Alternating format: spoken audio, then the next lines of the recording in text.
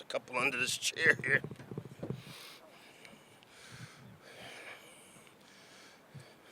Michael, how's it going? Hey, bud. How you doing? Good. Just wanted to ask about what it's like to game plan against a guy like Marvin Harrison Jr. That's kind of how it is in the Big Ten. He's one of the top players in our league, and his size, his speed, his strength, playmaking ability is definitely the first thing that jumps out.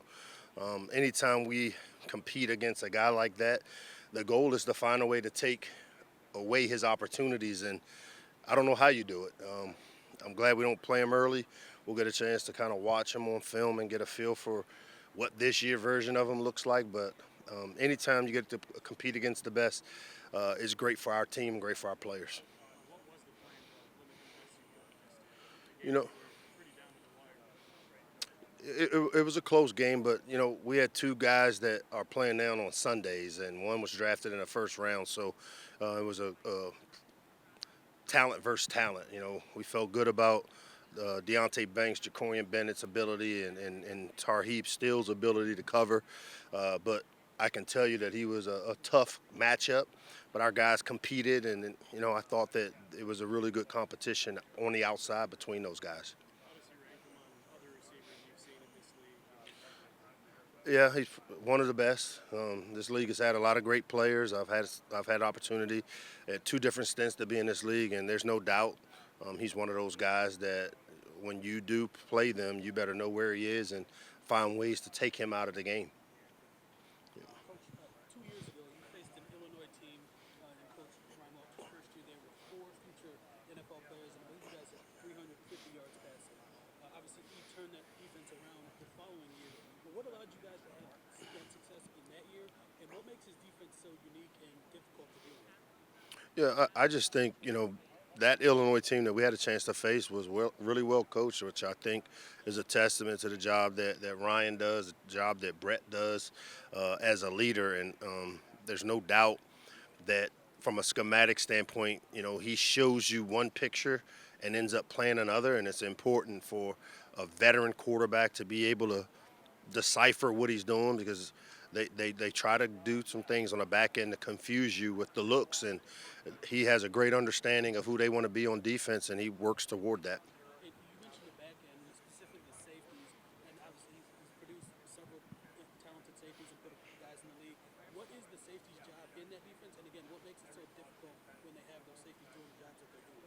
Well, I think a safety's job, as we all know, you're the last line of defense. But I think what they do that's really unique is, the pictures they show you pre-snap and being able to get to the areas of the field that they need to get to from a responsibility standpoint. They hold their disguises and really, are sound in what they do. When, some people disguise and they put themselves in vulnerable positions. I think the way Ryan plays defense and calls defense is he does a really good job of being really sound, but also holding those disguises long enough to put a little hint of doubt pre-snap into the quarterback's mind. And do you believe that scheme can translate to a new system at Purdue or a new school at Purdue? Is that something that travels immediately, or is that something that takes time to develop? You know, I can't say that. I don't know how they teach or implement their system, but I do think, whether it's Illinois, Purdue, we all are in the Big Ten and we all have players that have the ability to execute. So I would imagine that who he is, he'll gear it more to the personnel they have there, and it'd be interesting to see what comes up. Mike, you guys have a really good recruiting footprint where you are. With the new TV deals, NBC, CBS, and Fox opening up big time, basically from noon to midnight, how do you think that can impact you on recruiting? For us, recruiting starts with taking care of our home base. Whether it's playing on a national TV slate or not, we're in what's considered to me the fourth or fifth largest media market. So we've been in this type of market, which I think made us attractive when the Big Ten did look to expand. Having the ability to play on a national TV like NBC and Fox and some of these people that have now joined or come into our league is really beneficial for a place like Maryland because, again, I feel like locally we understand that there's a brand that we have, but the Big Ten now shines a light on us, which allows us to create a national brand. How much more of your time is spent dealing with off the field or handling off the field things as opposed to on field than, say, 5 years ago? A lot more. As I've said before, hiring guys like Kevin Sumlin, former head coach, Latrell Scott, who's been a former head coach, bringing guys in like that, and I was really intentional with these hires because I saw what NIL, transfer portal, roster management has done to me as a guy that has been really involved in the offense the last few years, and now having to deal with some of the off the field things now takes me out of that room. So to be able to add veteran coaches that have been in the same seat I've been in to help maybe take some of this stuff off my plate has really made this transition a little better, but it's definitely taken quite a bit of my time as a head coach now.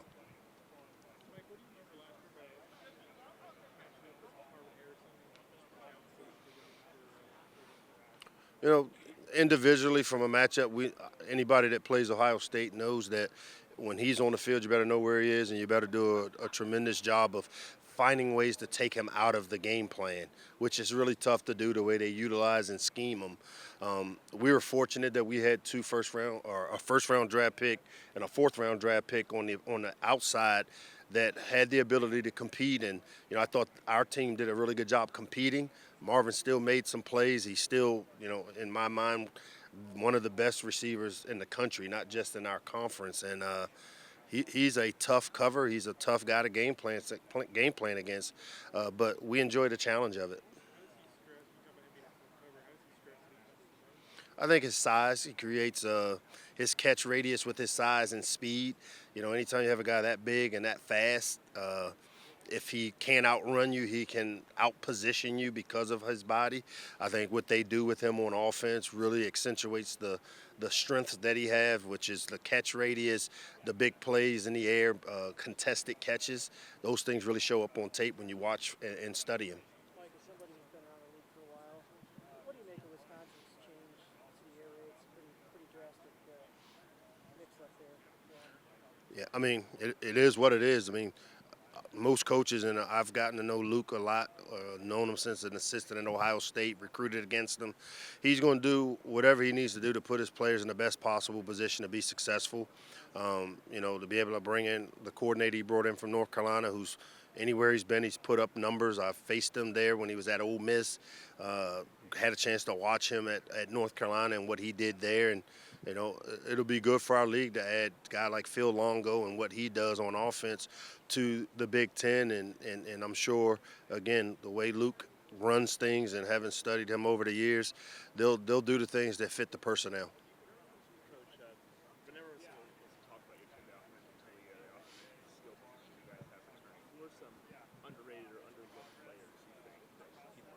Skill or anybody. Yeah, I think the big one for me that DJ Glaze is close to being a 4-year starter for us. He's one of those guys that has an opportunity to be a very high round draft pick, in my opinion. And you don't hear about him a lot, but he's, if you go back and throw the tape on, we had 2 guys drafted and another guy that's on a roster as well from the O-line, and DJ is as talented as those guys were for us. So I have really high hopes. I feel like our quarterback is a guy that's underrated. People in this league know about him, but when you look and study, the top quarterbacks returning, very few times do you see Leah's name within that top 10. And, that's bothersome because here's a guy that's broke a lot of records, has done some really great things. And I think Ja'Shawn Jones is another one of those guys. He's coming off of back-to-back knee injuries. Last year got through the season healthy. My expectation is we'll see some big things out of him like he did coming in to our program as a true freshman.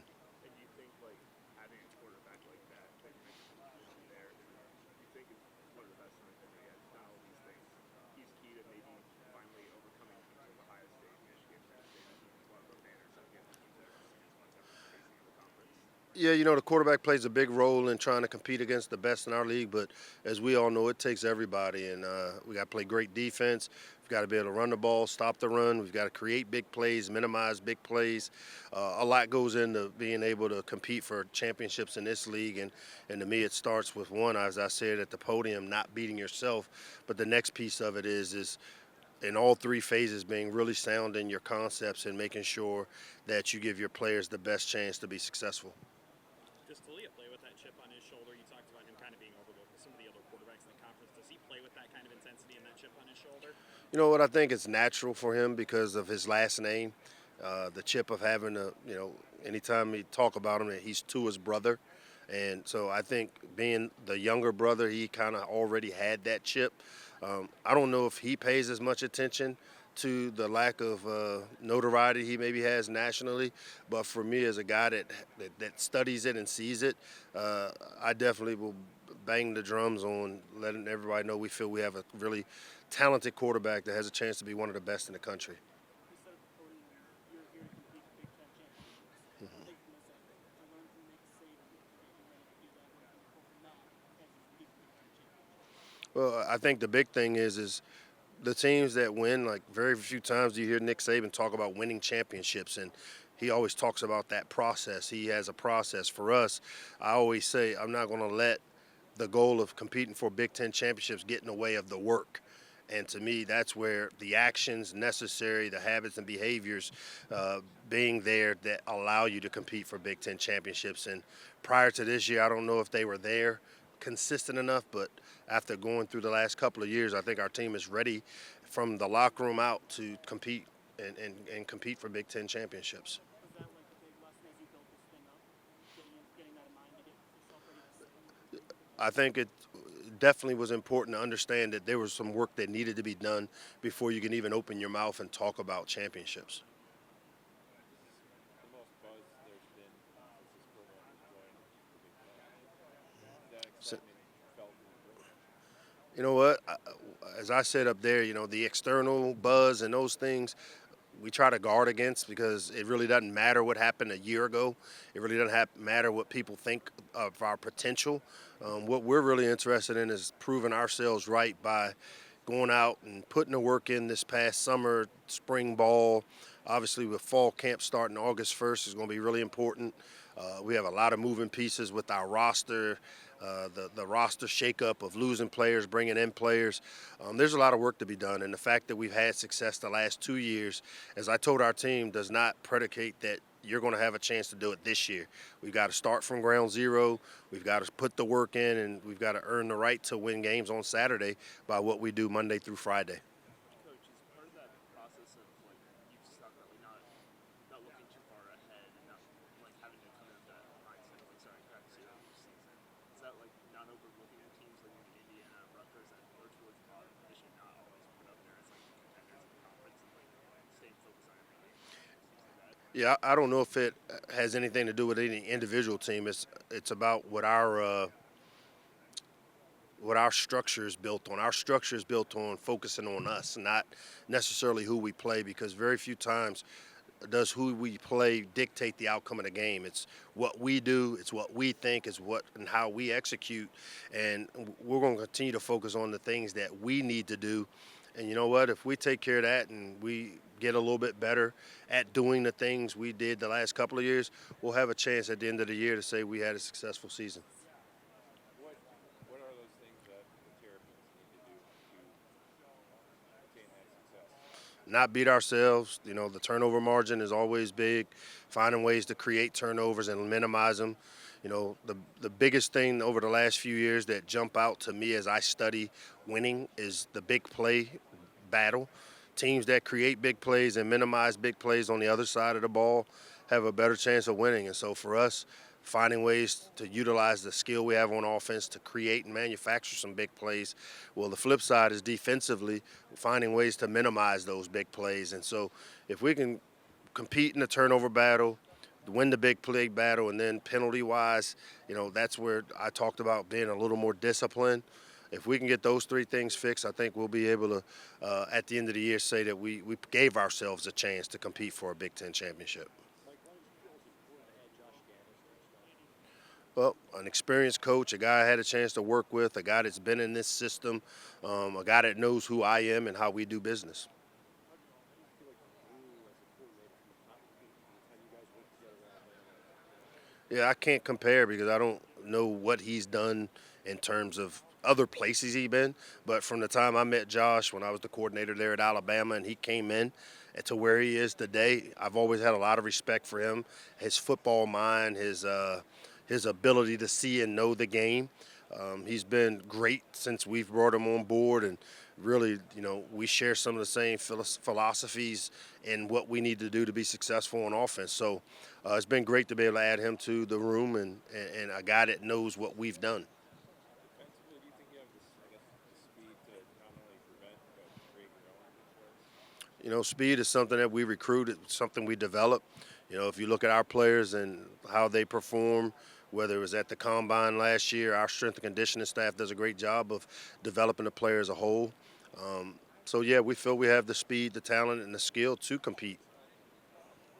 Mike, when you look around the league and you see as many new quarterbacks as you do, and you've got a guy that's been there for a couple of years, how do you keep that guy going? And is this just going to be kind of the landscape of college football with the new quarterback? Yeah, I know it's almost unheard of having a 4-year starter. And the fact that you look up and Leah's going to have a chance to be a 4-year starter in our system, um, definitely is something that we can hang our hat on because we know what we're getting. The great thing about Leah is that he and I know that there's still some room for growth as a quarterback, and every year he's been with us, he's come in and competed to get a little bit better than he was the year before. So I have high expectations for Leah going into this year. I have high expectations for him as a leader in our program, and how he goes, we'll go. How do you keep him within the program getting better when you know that there's competition probably out there from other schools that would like to have him?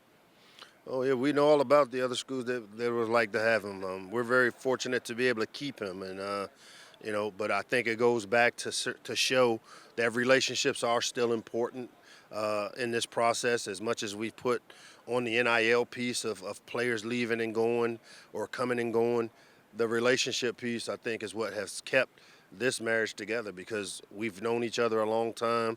He knows who I am. I know who he is. Family wise, there's a mutual respect for each other, and we're excited to have him back. Yeah, Josh is the play caller. I mean, just like at Alabama when I was there, I was the play caller. Josh will be the play caller. Kevin will supplement, help organize it, and I'll keep my hands involved with the offense to a degree.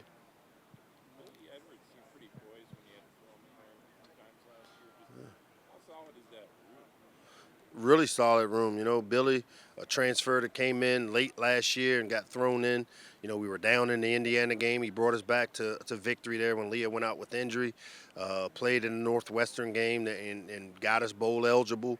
I still think he has a lot of room for growth, and he's a guy that has the size, the skill, the arm talent to be a successful quarterback in this league. You throw in guys like Cam Edge and Jaden Saray and then Champ Long, who we've brought in, and we feel like our quarterback room is a good room for us. Speaking about Indiana, Indiana is your first Big Ten match of this year. Any thoughts on that now? Because it's very far. No thoughts on it now. We got Towson coming up, first game. We're actually as coaches, we just got back from vacation, and we're working backwards on our summer scouting report, so we haven't gotten to Indiana yet.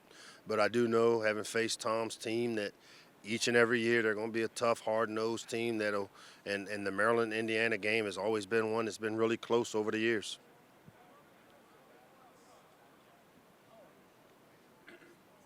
You were mentioning during your opening statement that you thought with NIL that players are getting their rightful due in the portal and all that. Do you think this is a little bit of a shift in terms of have more power going to athletes than maybe 5, 10 years ago? Definitely. And maybe a much needed shift. Coaches have had that type of power, and now that players have it, I think there's some equality involved in it to where we all have a little skin in the game. Because as players are learning, when you are giving these added value things, there's some responsibilities that come along with it, and how you work, how you prepare, how you play.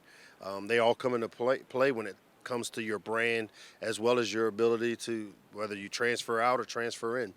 Are there any next steps in that equity that you want to see? Only thing I've talked about is just I'd like to see equity in how we're able to pay players. The gap between the haves and have-nots will continue to widen if we don't get some equity, whether it's everybody having the same amount of money to use. I mean, take the NFL model of a salary cap, and we all have the same amount to spend to go get players.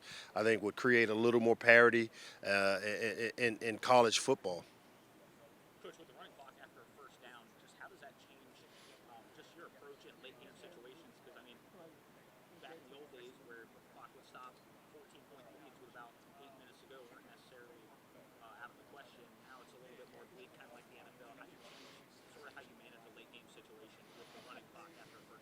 Yeah, I think the biggest issue for me with the running clock, isn't just the late game things, because the late game things will still, you still have to navigate it. But the biggest area for me is us being a developmental program.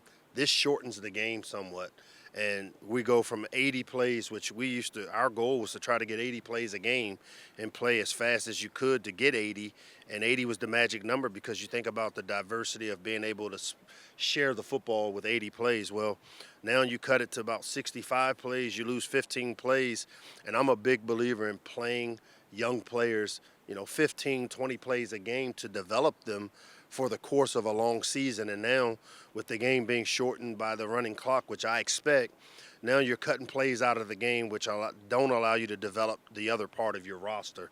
To me, that was probably the more concern I had about going to the running clock after first down. Is just, unlike the NFL, we've got 85 scholarship players, 120 players in our program, and they all want to play. And when you only go from 80 plays to 65 plays, you lose 15 opportunities to develop some younger players that would be very beneficial for you down the road.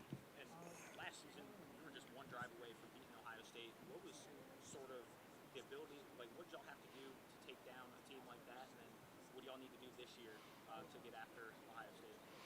Yeah, again, I mean, close is not good. I mean, we're not competing to be close. What I like to see us do is find ways to win those games, and that's what I mean.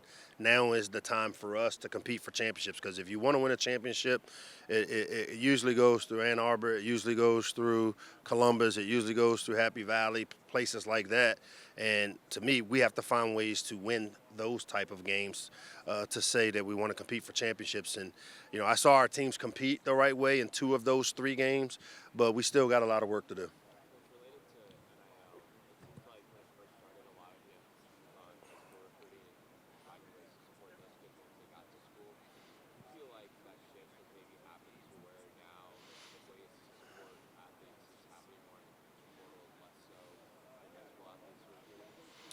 I'm seeing a little bit of both. Obviously, you have to deal with the portal guys that come in and they command or they maybe have a value that they bring to your program that's really important. I know for us, we focus on starting, and our base will be recruiting high school players.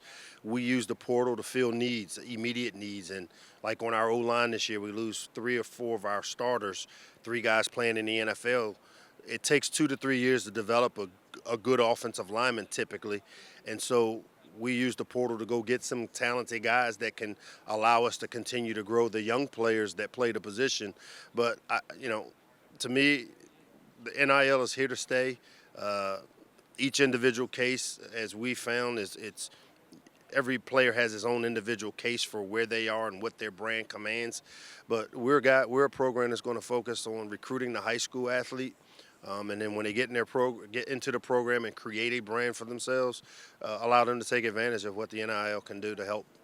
With sports gambling becoming more prevalent in society and accessible, what challenges that present for coaches like you in educating your players? Well, I think the big thing you just said is educating them, because, there's power in information. And I think most of the things that affect the sports gambling piece is having the information of who's available, who's hurt, who's injured, who's not, rosters, what people are working on. And to me, I think our players need to understand that, you have to be careful with the information you're putting out on social media, the information that you're talking to people that you don't really know about. And so, again, it's all about education and continuing, like anything. When you raise kids, it's drawing a line in the sand, making sure you hold them accountable to the correct behaviors necessary.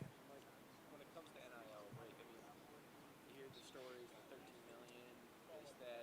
The reality is to probably go get a top 200 player these days. Some of the athletes have a number in their head that they think they're worth. How quickly in their recruitment do you have to identify if their decision is going to be driven on NIL and trying to figure out if trying to make a run to Landon at Maryland's going to be worthwhile for your time? Yeah, I think anytime you recruit, as a recruiting guy and a guy that's, I feel, did it at a high level, you got to know the individual. You got to know who you're recruiting and figure that piece out. And to me, that's the chess match in this new age of recruiting. I came into the business, and one of my strengths in recruiting is relationships. And, relationships have kind of become transactional now because of NIL. But I still believe that what the programming you can provide within your program that creates value for that kid outside of just NIL, they're still important to kids. How fast do you get to the NIL conversation? You know what? As I tell kids, if the first thing and only thing you want to talk about is NIL, I don't know if Maryland will be the place for you, because we do NIL. We are going to continue to support it. I've been on the front end of a really big proponent of it, but I also feel like there's some other things that are going to be important. And if you're only coming in and focusing on what you can get out of it, I don't know how much value you'll create for yourself. Do you think that just when it comes to the inducements things, do you think that to some extent every school is doing it when it comes to making an inducement, or when it comes to the transfer portal, talking numbers with the kid? I don't know what other people are doing, and I know this. We don't talk numbers in my office, and what I'm looking to do is make sure they understand the different things we do within our program that will create value for themselves. And then I tell them within that, as you perform and play at a level, that's where your brand and your name, image, and likeness should create value for you. And at that point, that's when things start happening. But for a high school kid coming in, you know, I don't know how you go about it. Do you have any? I don't know if sympathy is the right word, but so often the kids are taking advantage of the system. Well, for so long the system didn't let the athlete profit. Do you sympathize, I guess, maybe with the athletes who are just trying to make the most of their college experience in this day and age? Again, I've been on the record that players should get paid for what they bring to the table, and I do believe it, and have believed it from the minute that it kind of came out that this was the direction of the landscape of college football. One more question on Josh. Your conversations of bringing him back. What do you picked up as a play caller during his stops at Michigan and Miami? You know, coming into it, he was a guy that was is a really smart football coach, really cerebral guy, understands it. Being a former defensive back, he has an approach very similar to mine. We have a very similar career background. I was a DB in college, he was a DB in college, and in the NFL, and so I have a lot of respect for the football mind that he brings to the table. What we do on offense at Maryland is what we do at Maryland. Guys are able to come in and add to it. I've learned this, our philosophy, the terminology, none of those things change. And very fortunate because Josh has been in the system that we run from his time with me at Alabama, that it's not reinventing the wheel per se. And now it's just a matter of him putting his personality onto the offense. And that's what I think a good play caller does, is add his personality to the offensive system. What makes him a good spokesman for an event like this? I mean, he's our leader. He's the face of our program. I would probably get booed off the stage if I didn't bring him. Coach, what's some of the mental toughness of this year's team to be able to travel to some of the toughest and loudest venues in all of college football, and then on top of that, how far away it is from What's the question? like what is some of the mental toughness of this year's team to be able to travel so far and such different? I don't talk about traveling or how far we got to go to play. I mean, our guys wake up excited about the opportunity to play a game, and they travel to Mars to play a game on Saturday if that's what was on our schedule. I don't spend a lot of time talking about, hey, we're traveling to Minnesota to go play. I mean, it's about the opponent, it's about what we do, it's about the preparation, and to me, travel is an external variable that we have no control over, so why would we spend time talking about it? How much of an asset is the institution knowledge of this conference, given that a bunch of first-time starters in this conference? I don't think he even, if you asked him, I don't know if he could name, I couldn't name who all the new starters are possibly in this league, but I think the fact that he's been in this league and he understands the schematics of the defenses that he faces is what's really important. Harvey Harrison Jr., what is it about him that makes him such a tough matchup? Size, speed, playmaking ability. So just everything. Size, speed, and playmaking ability. Yeah, I mean he makes plays when the ball's in the air. Some guys have a knack. I've had a few of those type players myself. So size, speed, and playmaking ability is what makes Marvin special. Is there anybody he reminds you of? Um, I can't think of a guy that I would compare him to. I mean, comparing another team's receiver, like I don't. He's really good, and he's probably one of the best in the country. How you advise a defensive player, maybe especially a young one that's had a matchup against him? There's obviously a lot of can get built up. I think from a hype standpoint, there you can maybe get too excited about that matchup. How do you like keep them contained within themselves to handle that job? I mean, every week we face guys like Marvin Harrison. We're in the Big Ten. I mean, and Marvin's really talented, but there's been a bunch of really talented receivers come through, and so for us, I think it goes back, and we focus more on what we do, more than what the opponent does to us. And when you take that approach, I think it minimizes the whole fanboyish things that go along, reading press clippings about how great a player is before you play him.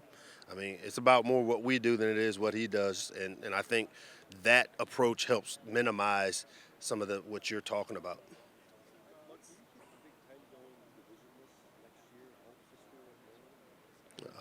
I'm excited about divisionless football. I think it not just helps Maryland, but it helps our brand. It helps the Big Ten. It creates opportunities for us to maximize as many teams as we can to hopefully get into college football playoffs, which is the ultimate goal for all of us. What's the hardest part about trying to keep a roster intact with the portal, especially when it comes to the quarterbacks? Because transfer numbers are low. You know, having not dealt with the quarterback transfer, it's hard for me to answer. The toughest thing I face nowadays is roster management because the days of being able to say, you know, when I'm recruiting a quarterback and he says, well, how many quarterbacks you taking this year? Well, back in the day, you used to be able to say we're taking one because we were losing one. Well, that's not necessarily the case because you could have one that's a senior and then two others that leave. And so trying to manage that part of the recruiting on the front end while also managing the 85, the bottom number you're allowed to be at when you start your season has been probably the toughest piece. You've got a quarterback, though, that a lot of teams would probably like. A lot of teams may have. Oh yeah, I knocked on wood before the spring game, and none of y'all didn't understand what I was saying when I said that. Hey, Lee is our quarterback now because as you sit out there, you hear the rumors, you know that some of these things are going on behind the scenes. So yeah, I was not comfortable until I saw him run out into that portal window closed up. But even then, a guy that's a graduate can still leave and go play somewhere. So I haven't had a lot of great nights of sleep because of this whole transfer portal, graduate transfer, NIL. All these things are things that every day is a new day with it and learning and trying to navigate it. We've been recruiting our roster before the transfer portal because I saw it coming. I thought the biggest and best recruiting you can do is making sure you don't lose the talent or the players in your program that have really helped you get to that point, because it's hard to fill that void right away unless you're fortunate to go get somebody out of the portal that can come in and fill that void. So in the spring, did you have to have a conversation and say, hey, are you here or are you looking? We've had a lot of those conversations, yeah. We did. How do you, I mean, do you go head on? Is it a weird, awkward conversation? No, not at all. It's transparent. It's honest. Is what the type of conversations you have when you in your program. If you're a family, I think it's important that there's transparency. And so, you know, whether it be Leah or any player that came into our program, these kids have the opportunity to exercise their right to leave. When players leave our program, I don't spend a lot of time, you know, trying to convince them to stay. I'm a big believer that let's create things in our program outside of NIL that they find attractive that hopefully gives us an edge. And that's when, you know, I talked about the mentorship program we have has been phenomenal because these kids have been able to make connections and ties with some of the more powerful people in the community that can help their career when football is done. You mentioned being happy about getting rid of the divisions. But what do you like or maybe not like with USC and UCLA being? I think they add value to storied programs. They add to the Big Ten brand. I'm excited about them joining. Talia is part of a pretty impressive moment now for Big Ten quarterbacks. This group is kind of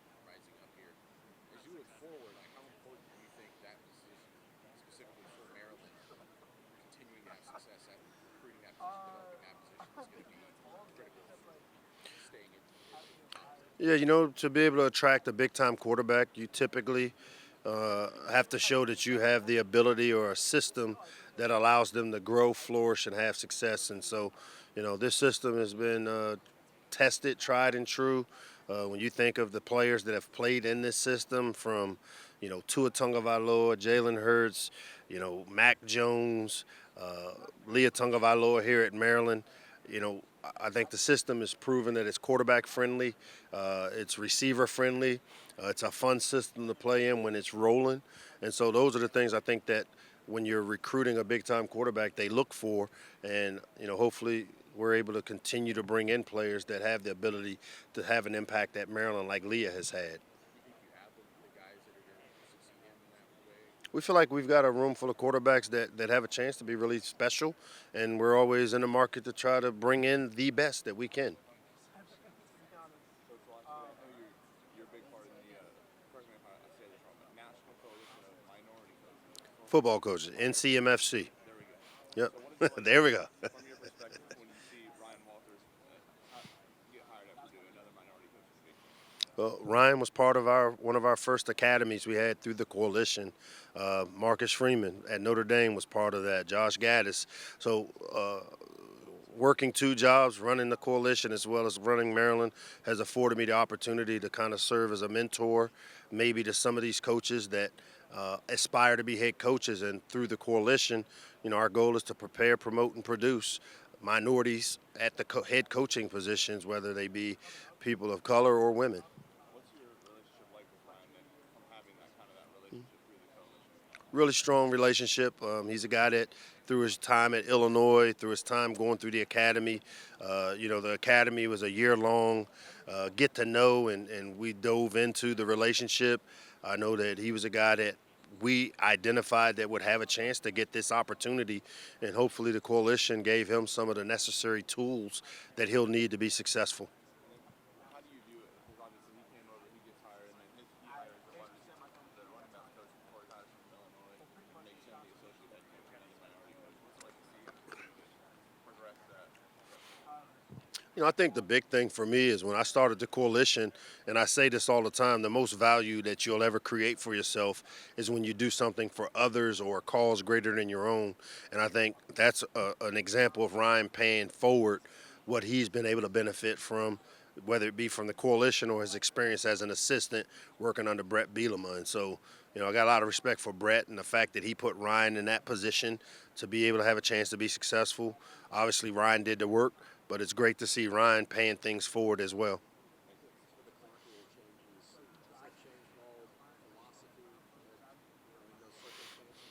Yeah, I think, again, and I said this earlier, the clock change, to me, the biggest issue I saw that I thought had an impact on anything that affects what we do at Maryland. We're a team that tries to play fast, and our goal is to get a certain amount of plays per game. So our goal has been 80 plays whenever I've been in charge of an offense.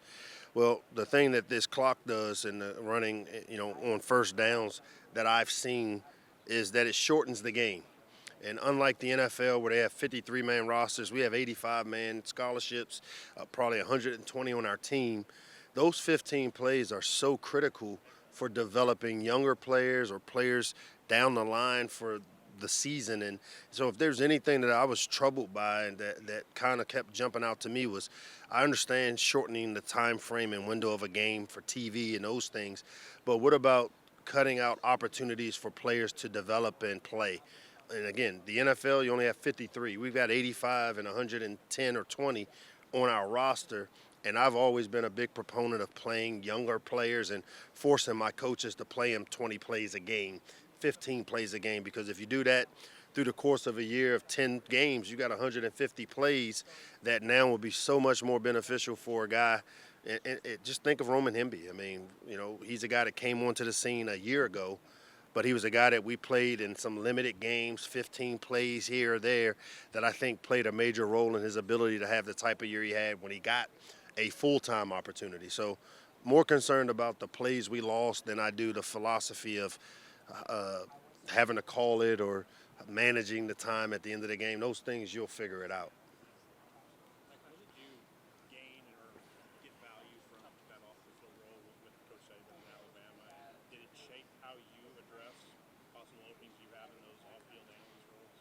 I mean, just being there, and I was intentional when I went there. Some people had no choice but to go there. When they were let go, I had a year left on my contract, and I made the decision that I wanted to go to Alabama to be behind the curtain, to have an idea to figure out how he's been able to do it and have the type of success he's had over a long period of time. And so, yeah, that off the field analyst role, as I like to say, being in the witness protection program there, was great for me because it gave me a behind the scenes ability to see it from inside out.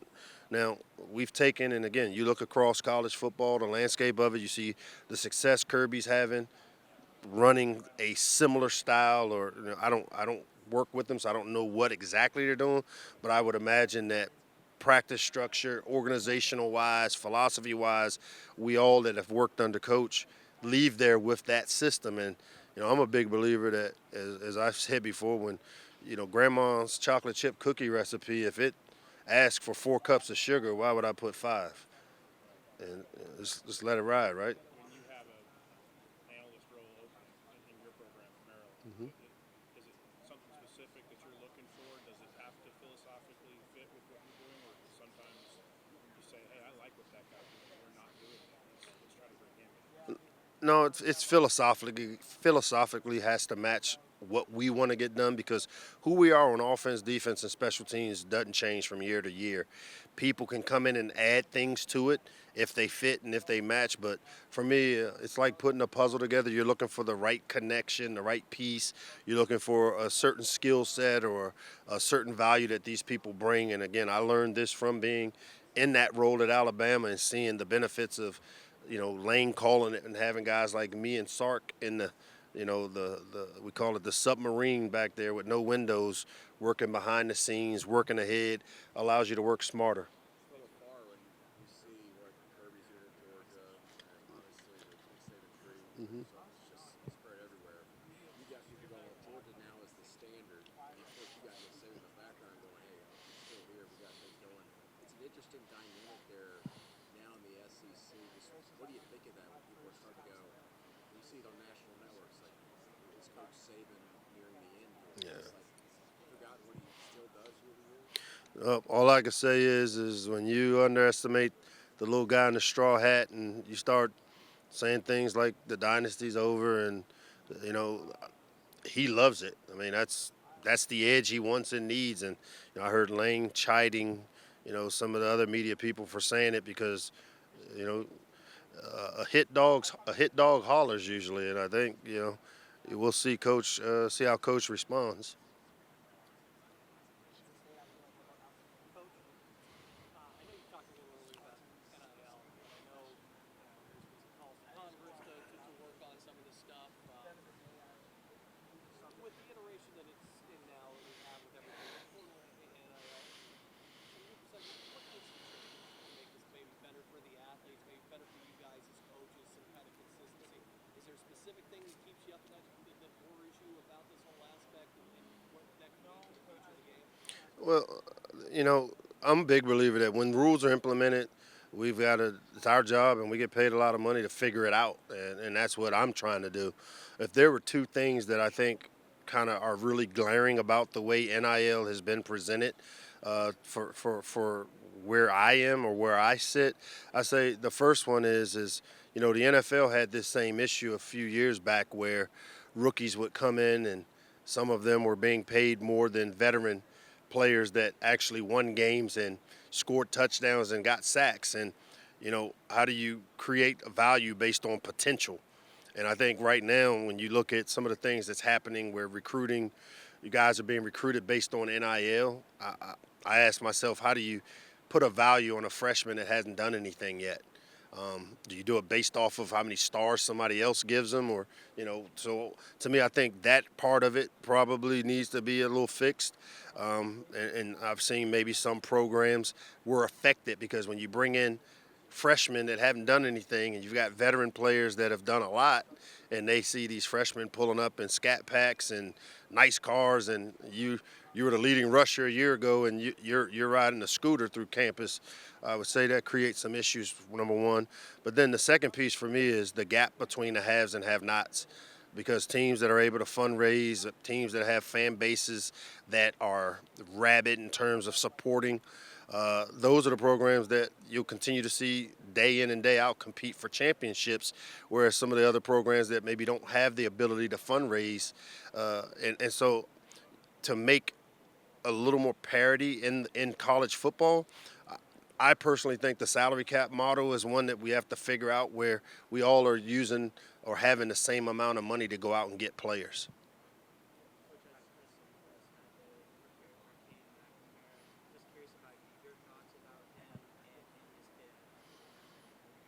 Um, you know, Cade is a guy I recruited him out of high school, knew his skill set. A leader, obviously a guy that was well respected at Michigan. The move to Iowa. When you look at what Kirk has done, Coach Ferentz has done there at Iowa with quarterbacks and with the running game. I mean, I think it's a great match for him as a player going to a place like Iowa with the consistency that they have shown on offense. As far as how we prepare, it's so far down the line for me.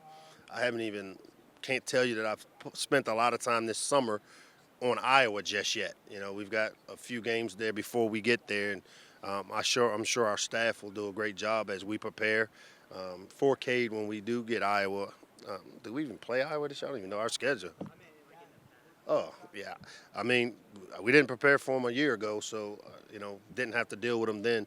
2 years ago, because of his ability as a leader and as a thrower, he was a guy that you wanted to make sure you changed the picture up for him to try to confuse him. But, I mean, he's a talented quarterback.